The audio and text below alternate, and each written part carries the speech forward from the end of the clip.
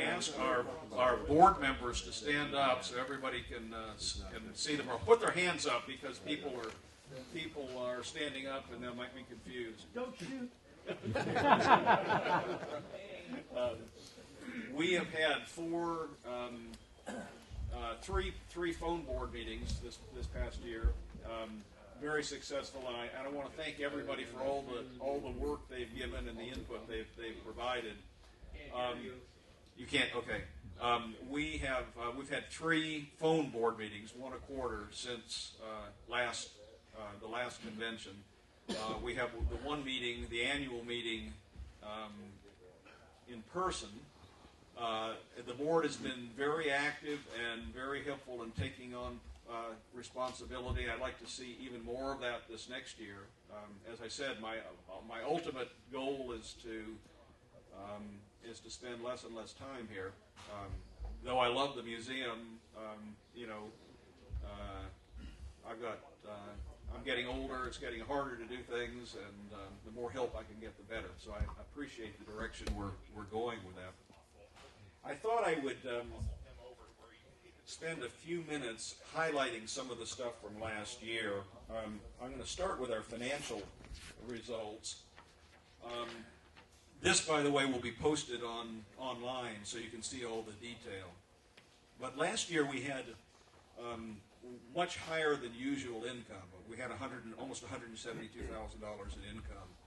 But a lot of that was the sale of Ed Rytan's collection in the auction, and that's included in income. Our regular sort of income, typically, if you took that out, would be $65,000 to $70,000. Our major expenditures were obviously paying Ed's estate for the item after we took our commission. Insurance is about $5,000 a year.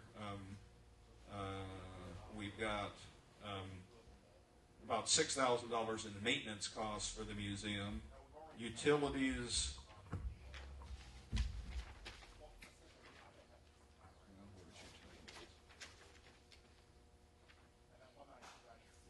Utilities about $8,000 a year. Payroll which is Larry, is about another $8,000 a year. Property taxes are $11,000, and those are the major expenses. Nothing unusual this year. You had parking lot expenses, didn't you? Well, we haven't done the parking lot yet. Oh, yeah, you're right. We did the roof. You did the roof. We did the roof. The parking lot, the estimate is $22,000. And hopefully we'll be able to do that this year from the sale of the TK41. We sold one of them here. We have the second one that didn't sell, but I think we'll be able to sell that. And between those two, plus some of the other donations that were made. I should mention what our donations were too. Our donations that last year were about $15,000. Every year it keeps going up. That includes what people donate at the convention, our memberships, and people coming through the museum, what they put in the collection box. I should mention that this year, my family put in a total of me and my family put in a total of about $6,000. Now, when we first started the museum, I was funding it all, $60,000, $70,000 a year. Every year it's gone down, which I'm thankful for. Let me mention the equipment donation. We've had several. I'll go through the top 4 or 5 items that we had donated this year. One, the major donation was the TK41 equipment, where we got three cameras and support equipment. The Vericolor camera that's on display here. We had a Hollis Baird drum receiver donated. We had some TK20 stuff donated. We had a 21 CT55. We had some projectors, and a bunch of things. Those were the items that were valued at more than $1,000. Our total donations and equipment for last year were $67,000. So we're getting a lot of stuff. And every year it seems to get easier to convince people to donate things. I'm working on a 22-inch CBS color set now, which would be nice to have. And the other thing I'm working on, which is probably going to be a purchase, is the trinoscope, because I think it needs to be here. And there really aren't any other buyers for it that I know of. What happened with the Mark V, the Signature 5? I have not heard anything further. I think it's still going to happen, but the last I heard is that the person who owns it wants to come visit the museum sometime this summer. Oh, okay. So I think it's coming. Steve, what is the asking price for the trinoscope? About 20 grand. 20 or 22, wasn't it? Well, then he sort of hinted at 17. I have asked him what he would, what he'd sell it for, because he obviously hasn't had any luck in selling it. And every year he sends me an email saying he's going to come pick it up, which I think is his way of trying to pressure us into buying it. But he never shows up, so including this year. So I don't know. And what I'm going to suggest to him when I talk to him is that if he would be willing to sell it to us over a no-interest time payment plan, so we pay for it over several years. That way it would be more affordable with our budget. But, we'll see what he comes up with. Do you have stats on visitor attendance Yeah. throughout the year? Good question. Very, very loose numbers. We get about 100 people a month through on the regular, through our regular hours. In addition, there are a lot of tours. And that goes way up and down. School tours, I just had a group of 90 fourth graders come through in two groups. Nothing was broken? It's amazing. They always come. When I arrange the tours, I always make sure that they have plenty of adult supervision. And I've never had a problem with anything, which is really, really nice. And they're fun. That age group. I also have preschool groups through, believe it or not. And then the other major groups are the senior citizen groups. We typically have 4 or 5 of those a month, and they range probably average 10 to 20 people. So you add it all up, we probably have about 3,000 to 4,000 people a year come through the museum. And that's one of the things that was mentioned in the board meetings recently, was how do we get more exposure? We don't do any advertising. We constantly have people come in that say, "Oh, I live in Hilliard and I didn't know this place was here." So that's how good a job we are at getting our Stats on your Facebook page? Excuse me? The hits on the Statistics on the Facebook page? Hits? I don't have Facebook hits. I don't, but website hits, web pages hits are. We getting about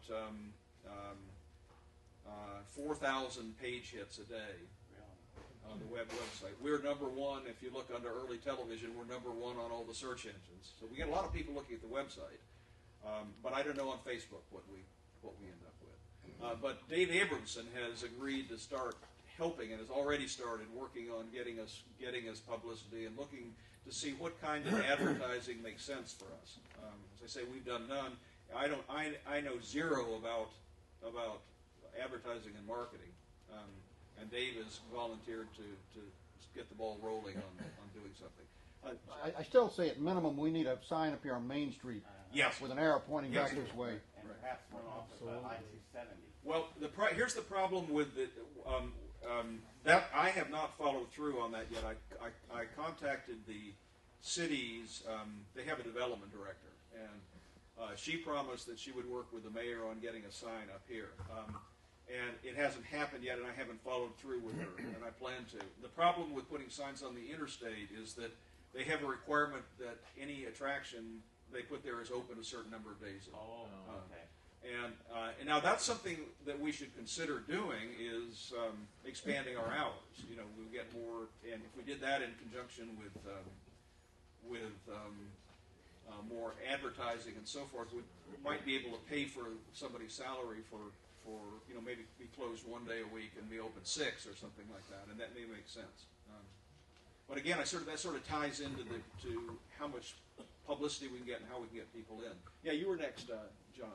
One thing is, the museum does have a very favorable rating and listing on TripAdvisor.com.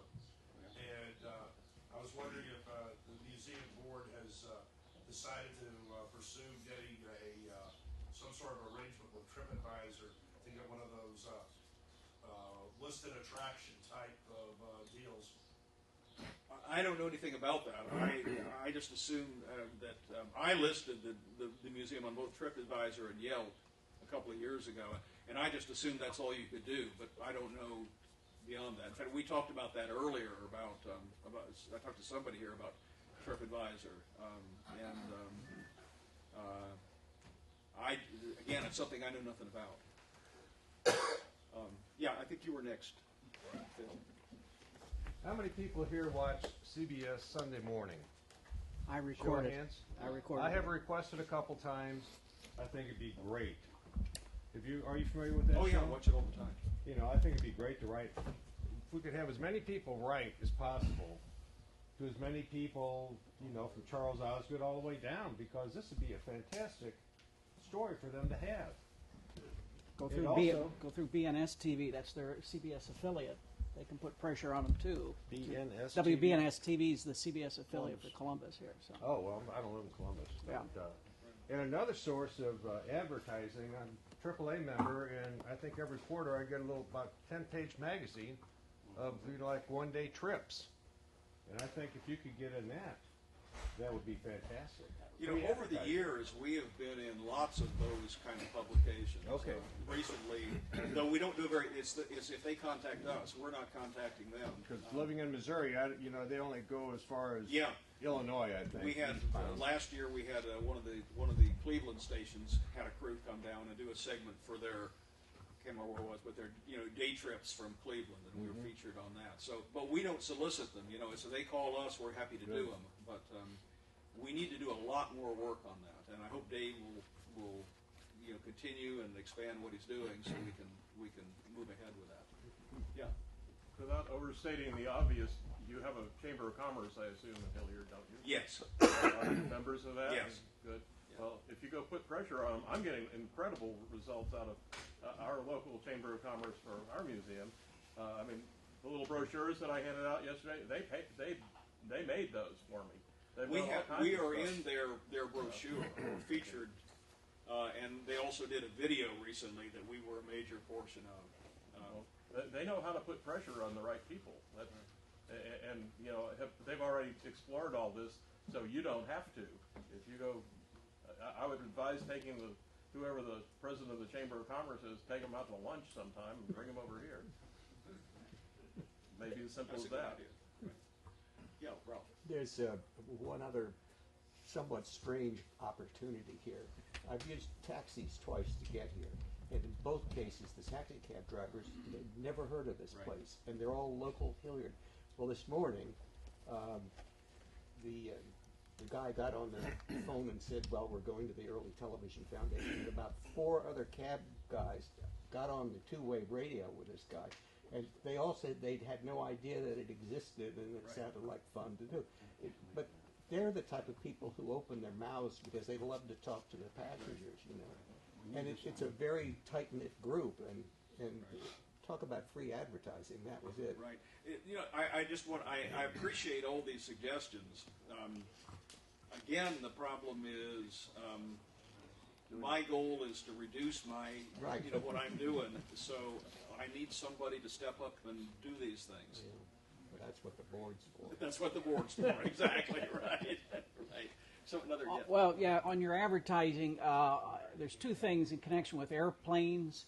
When you're stuck in a jet airplane on a transcontinental flight, they have those magazines like United Airlines. have an article in there periodically, and also at Port Columbus, as the people are coming down the conveyor belt to get their baggage, Right. have a big sign up there that advertises what to do in Columbus, Ohio. Right now, they show the riverfront or whatever. Have them show this also as the people are getting their baggage. Well, if anybody that has can provide help to Dave, yeah, if you please should talk check to that him out.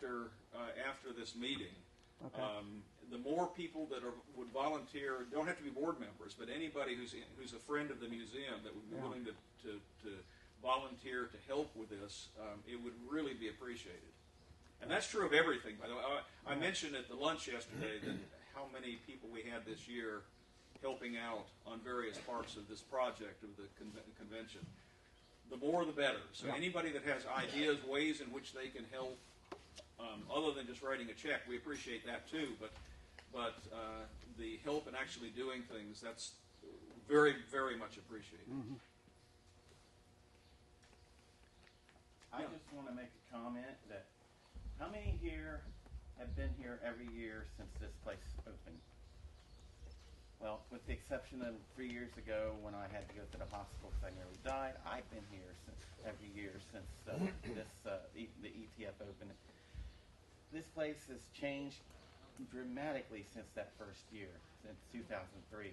I mean, you know, it didn't look nearly, the museum part of it did not look nearly like it did now. It's just so much better and so much more professional looking, and every year it just seems to get a little bit better.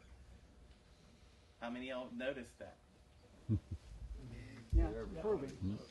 That's kudos to you, Steve. Steve, when was the first year you did the conference? 2003. 2003. Was it just kind of a one-shot that year to see if it would work out better, and if it didn't, not maybe do it again? I'm not sure. I don't remember. I just thought, hey, it would be, a bunch of people suggested it, and so we said we'll try it and see what happens, and we got good results, so we just kept doing it. Any other comments? Any questions about the museum's operation? Any board members want to say anything? I got one point. Chuck. One of the questions that's been coming up has been, and again, this is for everybody. One of the things Steve's brought up, he wants to try to get out of this is more and more every year. And the problem we have right now is most of the board members, I've heard people bring up. Oh, okay. One of the things we hear is that's why the board members are here to help out. The problem is most of what the suggestions that have come up have to do with local operation. What we need here is we need a board member in the area. And that's what we don't have at the moment. So I'm not sure what the voting is for the new board members, but we really need a local board member. You know, I'm 8 hours away, Dave's 8 or 9 hours away. Everybody is, you know, across the country, the board members now. You know, and we got Jerome, he's coming 20,000 miles away, you know. So we need somebody local to the area to help Steve on these everyday operations. And it's a great idea, but even we find ourselves on the calls is, yeah, Steve, this is a good idea, let's do it. And guess what? Steve's the only one here that can do it, because there's nobody else here to help out. So when it comes up time to look for new board members, you know, please, you know, if you live in the area within, you know, a couple hours, you know, volunteer your services on the board. That's it. I'm not sure, I don't remember from what our bylaws are about when we start replacing board members, but let's look at that. I think that's a great idea. Next year, hopefully we'll get some volunteers who will join the board. Got any relatives local? Now, Jack he's on the board, he lives in Cincinnati, so we've got somebody somewhat close. Being as this is an official board meeting, we probably should take a quick look today at the terms. In case we have to have a vote at some point. I'm pretty sure we don't, because I think the board member, we just started last year, and I think they're three-year terms. I think they're staggered. So I think the first election probably would be next year. We could change we could vote to change the bylaws to add board members, sure. You know, one thing Dave brought up, and we may want to look at changing that, like Dave said, you know, the first group come in, Right. we're all up for re-election after 3 years. Well, I think they're staggered. Okay, that's what I'm saying, make Yeah. sure that they're staggered, so Right. we have some people old and some people new coming in, so it's not like throwing everybody to the land, you know, to the That's wolves a here. good point. For the next board, Just next have old people coming. yeah, right. For the next board meeting, I'll I'll send everybody bylaws and we can look at that issue. They actually have a website, if I remember too. It's probably on the website. So and if it is not staggered, we should clearly change the bylaws to make them staggered. Right. Any other comments? This is real informal. I know we didn't go through the motions and so forth, but The- yeah. Have you come up with an auction total for this year? No, I haven't. Okay, just curious. It's I haven't. So but I will be doing that in the next few days, and I'll post it online. Do we have an official head count for the conference? Yeah. I forgot that we had 124 people registered for the convention, which is about 10 more than last year. We had at the dinner, I think we had 73, which is about 15 more than last year. So. And the other interesting thing is that there were a lot of new faces this year. I don't know if you noticed, but a lot of people had never been to the convention before, and more younger faces too, which is really encouraging. Yes. About how much was raised yesterday during the Please Donate. I don't even know. We had. I'll say this: we had several very generous donations. But I don't know what the total is. I will again. I'll put a note on the website summarizing the main things. Next year's dates, do you have those in place yet? Have not done. They'll do that very soon. But Okay. I'm looking. This weekend seems to work out well Okay. from all the comments I've gotten. So it'll probably be the same. Right around the same. The same thing. Okay. You think about doing a doodle poll? See, What? a doodle poll on the internet?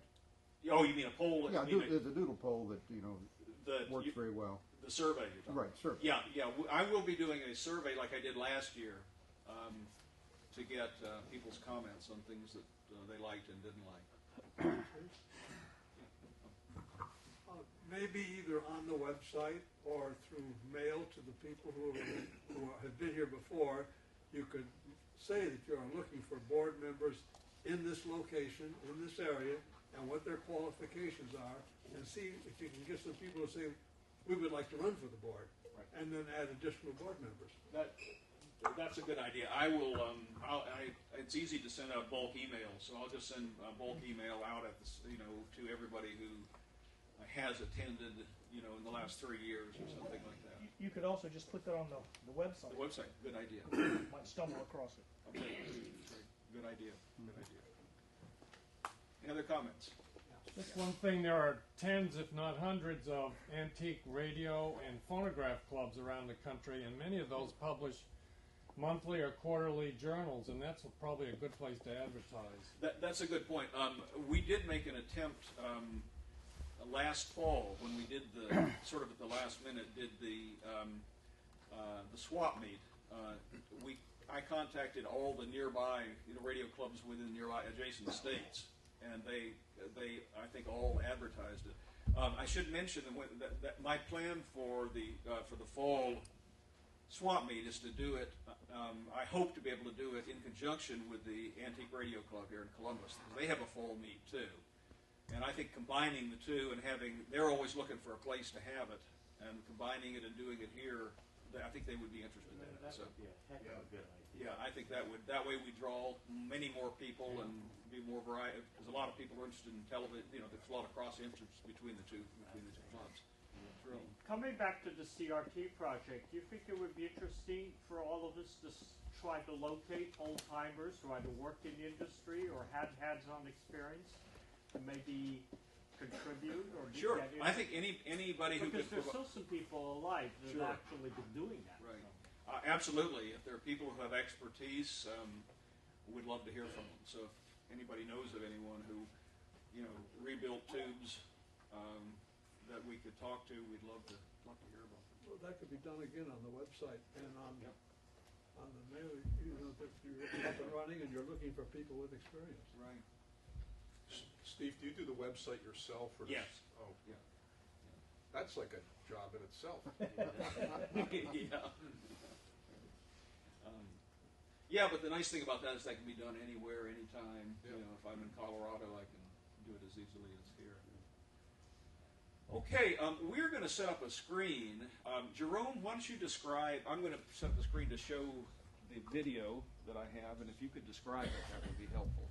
Well, back in 2012, I came with a French friend who's a television director, and we both have the same passion. In other words, seeing color television in our very young years kind of got us into, well, it gave me a job and he a lifetime interest.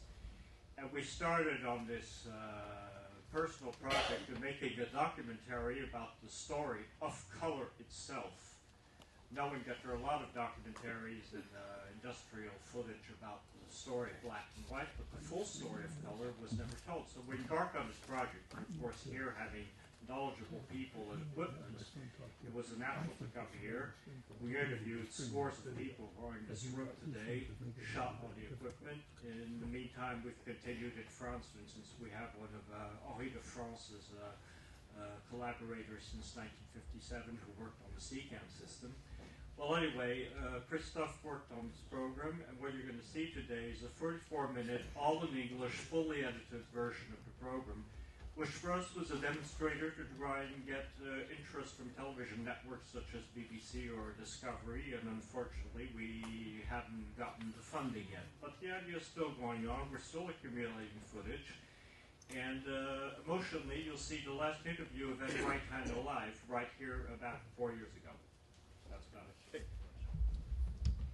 Thank you, and that leads to the next thing. If I could, maybe some people would volunteer to put up the screen and set up the projector, that would be great. And I also need 3 or 4 volunteers that can help to take down our awning. So Bob will spearhead the awning project, so if you can help with that, go see Bob, and it'll take us a little while. We'll get the screen set up. You can come sit it, and we'll run it over. We'll run it several times so you can see it at your convenience if you want. Somebody needs to dump the water out of the audience. It's done. Yeah, it's done.